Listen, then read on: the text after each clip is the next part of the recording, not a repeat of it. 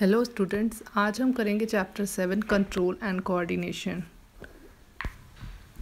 All the living organisms respond and react to changes in the environment around them. यानी कि सभी living organism जो हैं हर एक चेंज जो इन्वायरमेंट में होता है उसको कोई ना कोई रिस्पॉन्स देते हैं, और ये जो चेंजेस होते हैं इन्वायरमेंट को, इनको हम स्टिमुलस कहते हैं। ठीक है, तो stimulus light, heat, cold, sound, smell, touch किसी तरह का भी हो सकता है, और प्लांट्स और एनिमल्स सब भी इन स्टिमुलस को रिस्पॉन्ड करते हैं और डिफरेंट तरीक़ों से इनको रिस्पॉन्ड करते हैं। फॉर एग्ज़ाम्पल, अगर कोई आपकी आंखों पे तेज़ रोशनी डालता है तो वो एक स्टिमुलस माना जाएगा, और आप आंखें ब्लिंक करोगे या बंद करोगे वो आपका रिस्पॉन्स होगा। तो नेक्स्ट आ जाता है systems for control and coordination in animals. तो दो तरह के सिस्टम है, nervous system and endocrine system in the animals. Next comes the nervous system. So control और कोऑर्डिनेशन नर्वस सिस्टम में नर्वस सिस्टम और मस्कुलर टिश्यूज़ दोनों ही टिश्यूज़ कोऑर्डिनेटेड वे में एक्ट करते हैं, तभी हमारा नर्वस सिस्टम काम करता है। नर्वस टिश्यू जो होता है, it is made up of an organised network of nerve cells which are called neurons, and these neurons are specialized for conducting information via electrical impulses from one part of the body to the another। Nervous tissue का मतलब हुआ कि ये impulses एक हिस्से से दूसरे हिस्से में नर्व सेल्स के थ्रू जाती हैं। नाउ रिसेप्टर्स जो होते हैं, they are specialised tips of these nerve cells, जो हम डिटेक्ट करती हैं इंफॉर्मेशन फ्रॉम द एनवायरनमेंट, यानी कोई भी स्टिमुलस को डिटेक्ट करती हैं, और ये हमारे सेंस ऑर्गन्स में लोकेटेड होती हैं। फॉर एग्जांपल, ईयर्स में प्रेजेंट है phonoreceptors are for receiving the sound, so it helps in hearing and also maintaining the balance of the body. Next है आइज़ भी एक सेंस ऑर्गन है, और इसमें प्रेजेंट होते हैं फोटो रिसेप्टर्स जो रिसीव करते हैं लाइट को, सो it helps in seeing. Next is skin में प्रेजेंट होते हैं थर्मो रिसेप्टर्स, और ये फील करते हैं टेम्परेचर को, और it helps in feeling heat और कोल्ड एंड टच। नेक्स्ट है nose, so it acts as an olfactory receptor, और ये करते हैं सेंस ऑफ स्मेल, यानी it helps in the detection of the smell. इसके अलावा टंग में प्रेजेंट होते हैं गस्टेटरी रिसेप्टर्स जो डिटेक्ट करते हैं टेस्ट को। न्यूरॉन जो है स्ट्रक्चरल फंक्शनल यूनिट है नर्वस सिस्टम का। It has 3 main part, cell body, dendrites and axon. Cell body main part होता है जिसमें न्यूक्लियस प्रेजेंट होती है। डेंड्राइट शॉर्ट प्रोसेस होती हैं जो सेल बॉडी पे एग्जिस्ट करती हैं, और ये मैसेज को न्यूरॉन्स में लेकर आते हैं और टुवर्ड्स द सेल बॉडी उसको ट्रांसमिट करते हैं। एक्सॉन जो होता है, it conducts the message away from the cell body and transmits to the another cell, and it is the single long process of the neuron. Next comes the types of neurons. So sensory neurons, motor neurons and associative neurons.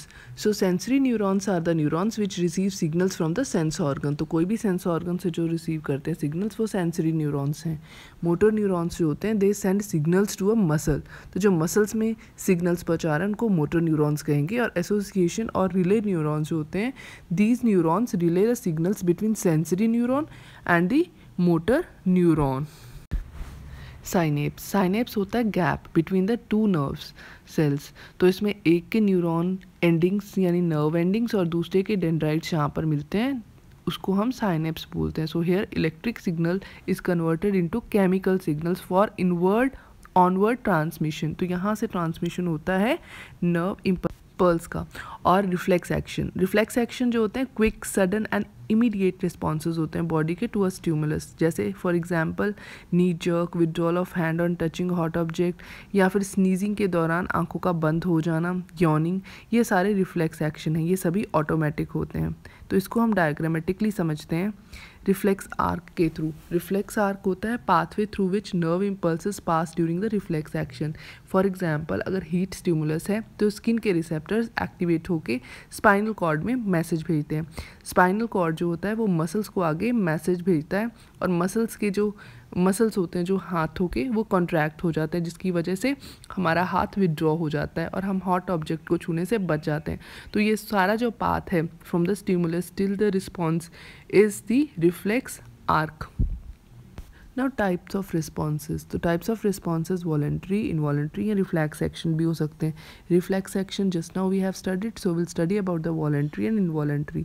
Voluntary का मतलब होता है these are controlled by the 4 brain, जैसे talking, walking, writing, ये सब हम सोच विचार कर करते हैं, तो ये वॉलेंट्री एक्शंस हैं।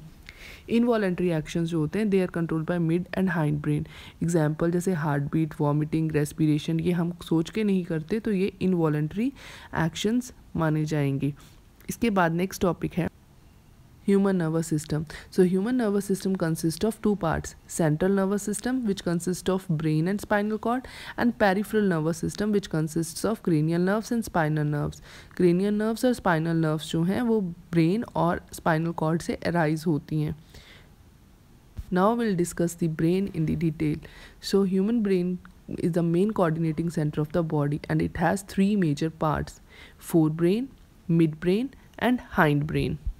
Forebrain is the complex or specialized part of the brain, and it consists of the cerebrum. So functions are, it is a thinking part of the brain, और इसमें सभी voluntary actions को ये control करता है. It stores memory or information also.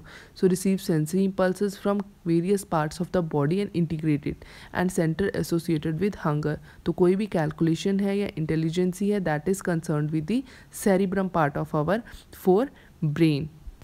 Midbrain controls the involuntary actions such as change in the pupil size, reflex movements of head, neck, and trunk. So all these are controlled by the midbrain. So midbrain controls the involuntary actions. Hindbrain has three parts: cerebellum, medulla, and pons.